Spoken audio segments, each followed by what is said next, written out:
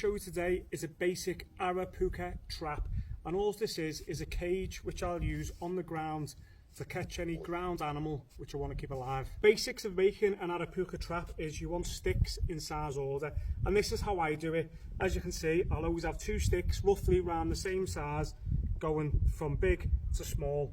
Then what I'll have is a trigger which I've made an L7 trigger, a basic trigger trap. The reason why I put them in size order, because it's a lot easier put together. So as you can see here, big to small. And what I'm going to do with my first 2 sticks is I'm going to put paracords. So as you can see at the top, I've got paracords at the top and at the bottom in a nice square. Then all I'm going to do now is twist it once or twice. I like going twice just to keep it nice and strong. And all I'm going to do now is go from big to small. So I'm going to get my first set of 2 sticks. I'm going to go under the cord and I'm going to push out like so. Exactly the same on the other side.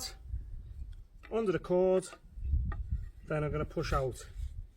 Then the more I get higher, the more it's going to start getting tighter. Next ones, I'm going to go the opposite way.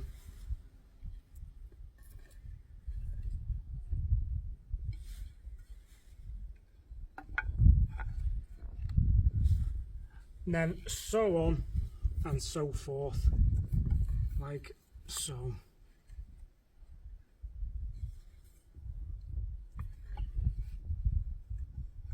And here, as you can see now, it's all starting to come together, and I like putting one more last stick at the top to make it nice and tight. This is always the fiddly one.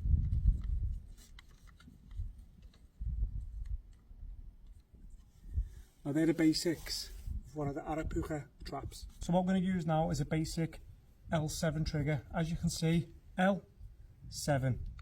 And all it is now is getting it under, baiting it, and it's all a balancing act. And as you can see now, the trigger is set. I can put a blade of grass in the middle of this with some bait on it. The animal comes along, touches the bait, and it gets captured in the cage. Other things you can do to make this more sturdier is put rocks on it, tie some rocks on it. If you had enough paracord, you could tie off every corner, and that is it.